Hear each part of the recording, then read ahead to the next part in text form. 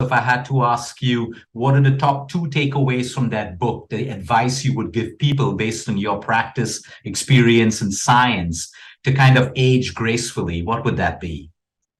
Well, what I always say is it's the small things that you do on a daily, the ordinary things that we do on a daily basis have an extraordinary effect on our health. As much as I think, the sleep, diet, exercise, stress reduction, the standard things are really, really important. And picking up diseases early, like heart disease, for instance, which we can pick up 20, 30, 40 years before it becomes a problem.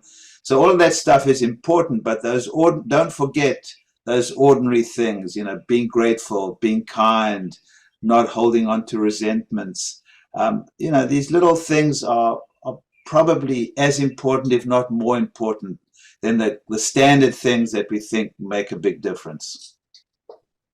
Dr. Frank, I'm actually smiling while you say this because there are so many longevity experts out there complicating the system, like you rightly said, and very rarely does someone talk about fulfilling relationships, gratitude, and all of these things.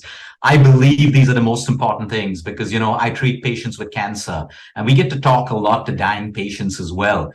And when we ask them what was important in life, no one talks about money, no one talks about designation. They talk about relationships which were fulfilling, regret of lost love. I'm happy that you really, really mentioned that because, I have a couple of clients who are 100 years old right now, 101 and 95 years old. And when I speak to them, the commonalities I see are relationships. And many of them have gone through the second and third marriage, but they found fulfillment in every relationship. And the little things that make them happy, some of them have stents in their heart, but they're living happily.